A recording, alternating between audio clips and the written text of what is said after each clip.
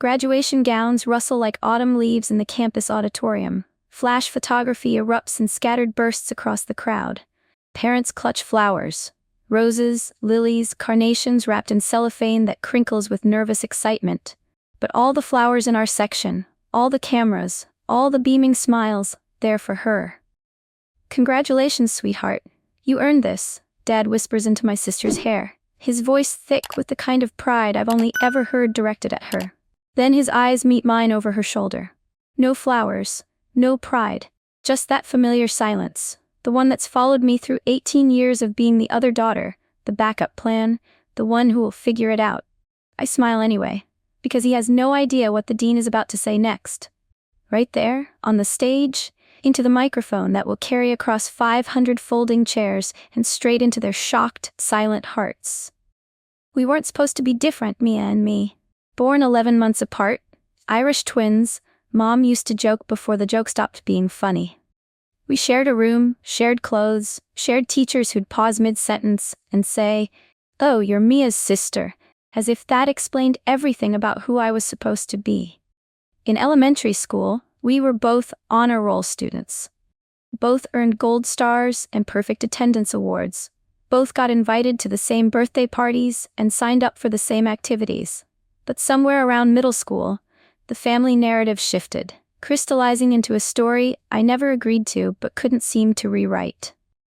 Mia was the pretty one, the one who looked like Mom with her honey-colored hair and easy laugh. I was the practical one, the one who looked like Dad's side of the family with my darker features and quieter temperament.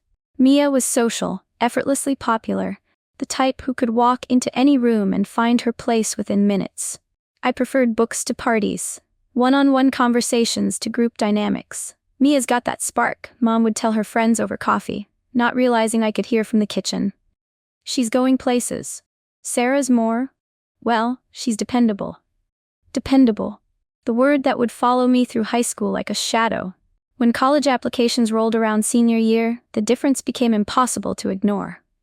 Mia wanted to go to State University, the flagship campus, with its sprawling grounds and Division I athletics. It was expensive, even with in-state tuition, but Mom and Dad didn't hesitate. "She deserves it," Dad said, writing the deposit check at the kitchen table. "Besides, she's got the personality for a big school. She'll thrive there." I'd been accepted to the same university, same acceptance letter, same deadlines, same opportunities. But when I brought up the financial aid forms, Dad set down his coffee and gave me that look, the one that meant we were about to have a practical conversation. "Sweetheart, we've talked about this. You're independent, you'll figure something out. Maybe start at community college, transfer later. You're smart enough to make it work." The words hit like a physical blow, but I kept my face neutral. I'd gotten good at that over the years, absorbing disappointment without letting it show. "What about scholarships?" I asked quietly. "Sure, apply for those. But let's be realistic about your chances." Realistic.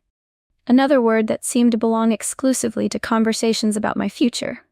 That night, I lay in the twin bed across from Mia's and listened to her FaceTime her friends about dorm room decorating and meal plans. She was excited, effervescent, planning a future that had been handed to her gift-wrapped. And I made a decision that would change everything. I would go to State University. I would graduate with the same degree as my sister. And I would do it entirely on my own terms. The conversation I overheard 3 weeks before graduation wasn't meant for my ears. I'd come home early from my shift at the campus bookstore, still wearing my name tag and the exhaustion of another 12-hour day. Voices carried from the living room, Mom and Dad talking to Aunt Linda, who'd called to ask about graduation plans. "We're so proud of Mia," Mom was saying. "Dean's List again this semester. She's got that internship lined up for the summer, and we think it might turn into a full-time offer." "And Sarah?" Aunt Linda asked. A pause. A long, telling pause. "Sarah's, well, she's getting by," Dad said finally. "But honestly, Linda, we always knew Mia had more potential. She's just cut out for success in a way Sarah isn't. Some kids have it, some don't." "Sarah was never going to be the high achiever," Mom added. "We tried to tell her not to waste money on that expensive school, but she was stubborn about it. Thank God she didn't expect us to pay for it." My legs went weak. I gripped the doorframe, my name tag cutting into my palm where I'd clenched my fist. "It's not that we don't love her," Dad continued, "but you have to be realistic about your children's limitations. We put our investment where it would pay off." Investment. As if love were a stock portfolio, and they'd calculated my returns and found them wanting. I backed away from the door, grabbed my keys, and drove to the only place I could think of, the library. I sat in the back corner where I'd spent hundreds of hours over the past 4 years, surrounded by the evidence of everything they'd never bothered to see. My laptop was older than Mia's, held together with electrical tape and prayers, but it contained 4 years of work that none of them knew about. Research papers that professors had encouraged me to submit to undergraduate journals. A business plan I'd been developing for a nonprofit focused on educational equity. Code for an app I'd been building during late-night hours when the dorm was quiet and my mind was clearest. While Mia had been decorating her dorm room with fairy lights and planning sorority events, I'd been building something else entirely. Something I'd kept quiet because I'd learned early that my family's capacity for celebrating my achievements was limited, and I'd rather protect my victories than watch them be minimized. That night, I made another decision. I wouldn't tell them about the faculty mentor who'd taken interest in my work. I wouldn't mention the graduate school applications I'd submitted, or the research grant I was waiting to hear back about. I would let them believe what they wanted to believe, right up until the moment when believing it became impossible. The next 3 years blurred together in a montage of early mornings and late nights. While Mia slept in and complained about her 11 a.m. classes being too early, I was already at my first job of the day, cleaning office buildings before dawn, moving through empty cubicles like a ghost in the gray pre-morning light. My schedule was a carefully orchestrated ballet of survival. Cleaning job from 5 to 7 a.m., classes from 8 a.m. to 3 p.m. Work-study position in the computer lab from 3:30 to 6 p.m. Dinner from whatever I could afford at the campus market, usually a banana and a granola bar. Then, back to work, either tutoring other students for $10 an hour or my weekend shift at the bookstore. Somewhere between midnight and 2 a.m., after the world had gone quiet, I would finally open my real work. The projects that nobody knew about. The research that excited me more than any paycheck ever could. Dr. Martinez in the computer science department had noticed my work first. A simple programming assignment had turned into something more complex, more elegant than what the class required. She'd asked me to stay after class one day. "This is graduate-level thinking," she'd said, holding my printed code. "Have you considered research opportunities?" I almost laughed. Research opportunities were for students who had time, students whose parents were funding their exploration of intellectual curiosities. But something in her expression stopped me. "I work," I said simply. "I know. I've seen you in the lab at all hours. That's exactly why I'm asking." That conversation led to others. Dr. Martinez introduced me to Dr. Gray Kim in the education department, who was studying digital equity in low-income schools. My coding skills met her research needs perfectly. Soon I was spending my precious free hours building prototypes for educational software, creating tools that could make learning more accessible for students like me, the ones everyone expected less from. The work was unpaid at first, but it was real. It mattered. When Dr. Kim submitted our first paper to a conference and it got accepted, I felt something I'd never experienced before. The giddy rush of being taken seriously by people who understood what serious work looked like. Meanwhile, family dinners during holiday breaks were exercises in emotional endurance. Mia would regale everyone with stories about her sorority, her spring break trips to Cancun, her latest boyfriend. Mom and Dad hung on every word, asking follow-up questions and laughing at all the right moments. When attention occasionally turned to me, the questions were perfunctory. How were classes? Still working at that bookstore? Getting enough sleep? I learned to give simple answers that wouldn't prolong the conversation. Good.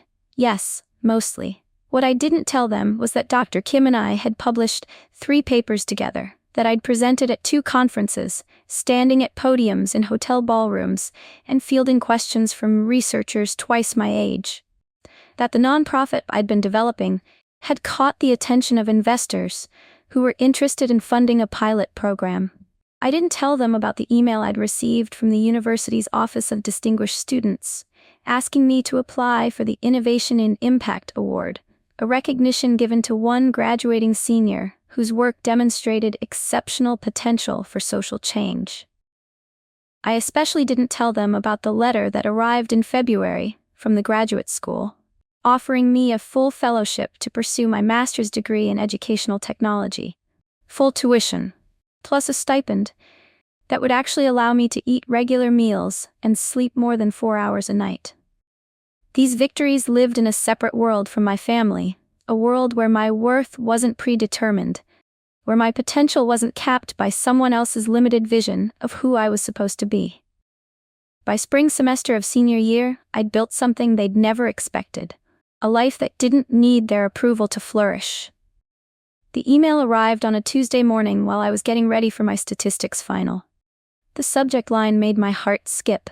Innovation in Impact Award, congratulations. I read the first line 3 times before it sank in. We are pleased to inform you that you have been selected as this year's recipient. The award came with recognition at graduation, a $5,000 prize, and something I valued even more: validation from people who understood the work I'd been doing.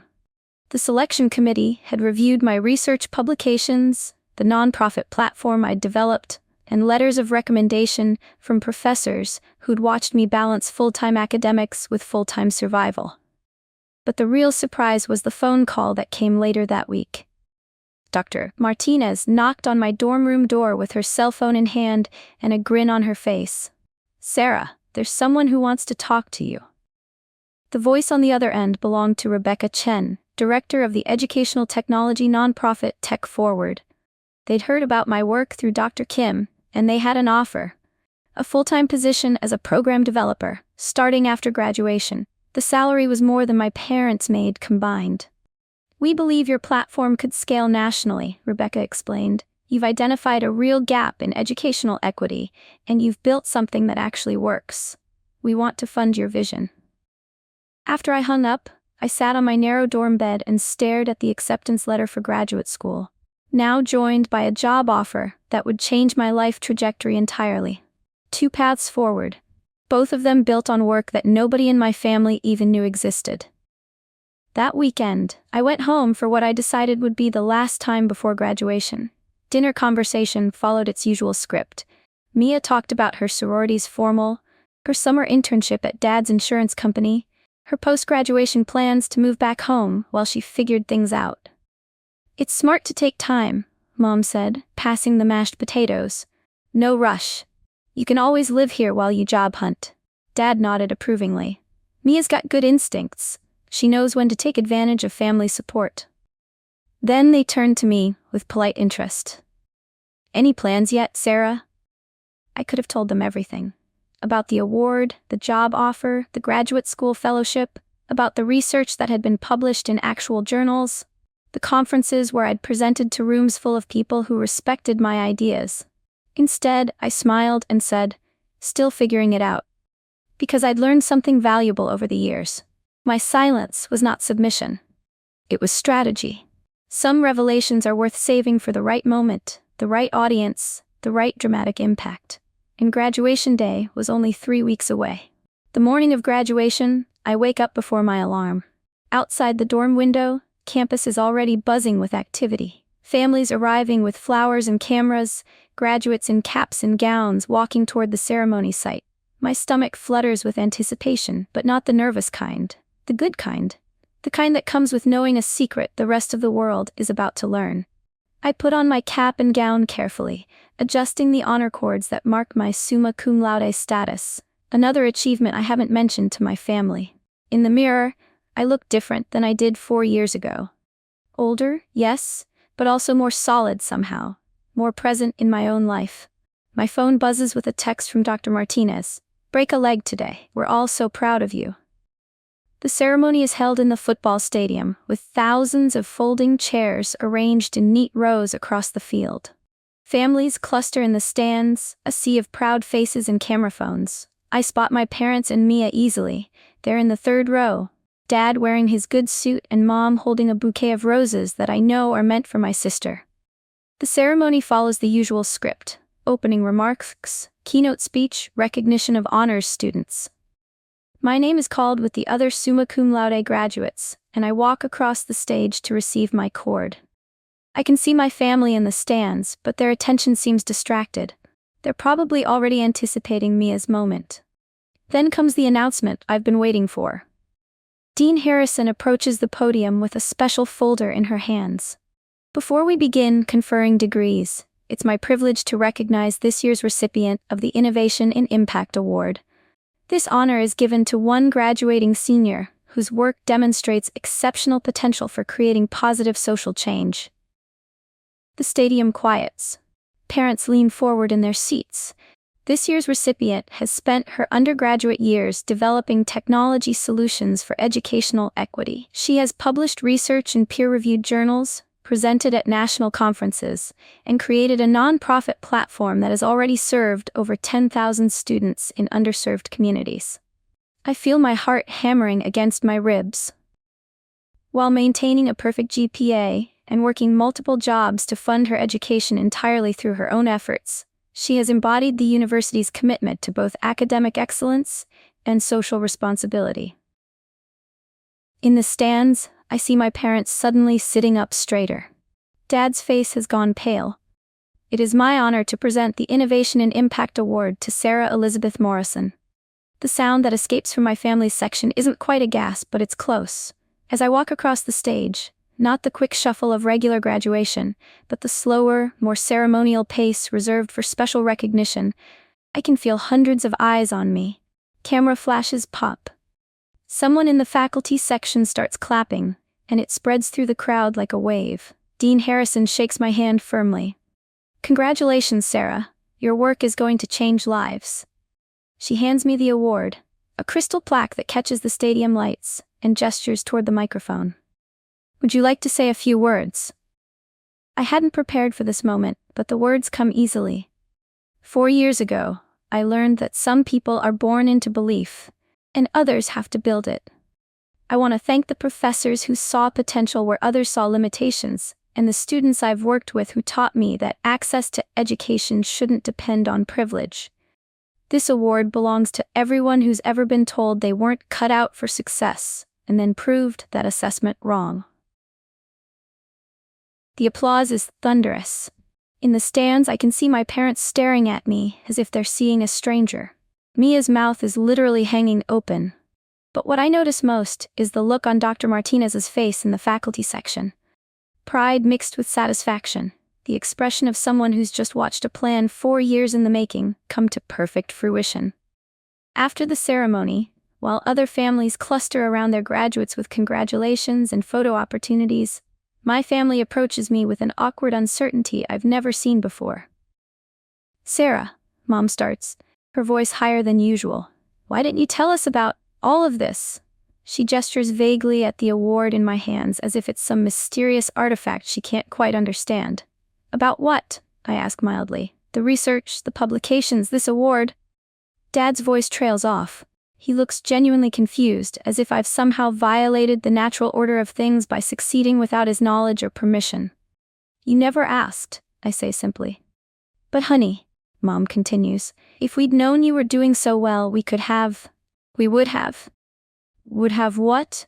The question hangs in the air between us. Mia, who has been uncharacteristically quiet, finally speaks up. "How long have you been working on this stuff?" "Since freshman year." "And you never said anything?" I look at my sister, really look at her, for the first time in years. She's pretty in her graduation gown, with Mom's coloring and Dad's smile, but there's something else in her expression now. Something that looks almost like disappointment? Betrayal? I figured if I was truly as limited as everyone seemed to think, you wouldn't want to hear about it, I say. Dad winces. "Sarah, we never said you were limited. You said I wasn't cut out for success like Mia. You said some kids have it and some don't. You said you had to be realistic about your children's limitations." The words hit their target. Dad's face goes red, not with anger but with shame. Mom looks like she's been slapped. "You heard that conversation?" Mom whispers. "I heard lots of conversations. A long silence stretches between us, filled with the ambient noise of other families celebrating nearby. Finally, Dad clears his throat. "Sarah, I think there's been a misunderstanding. We've always been proud of you." "Have you?" I interrupt gently. "Because pride is usually visible. It shows up in questions about your life, interest in your work, celebration of your achievements. It doesn't hide behind words like realistic and practical and dependable." "We were trying to protect you," Mom says desperately. "We didn't want you to be disappointed if things didn't work out. So instead, you made sure I was disappointed from the beginning." The truth of this statement seems to settle over them like a heavy blanket. For the first time in my life, I watch my parents grapple with the possibility that their version of reality might have been wrong. "What happens now?" Mia asks quietly. I look at her, this sister who shared my childhood, but never my struggles, who accepted privilege as her due without questioning why it wasn't equally distributed. "Now I go live my life," I say. "I start my job at Tech Forward next month, working on educational equity initiatives.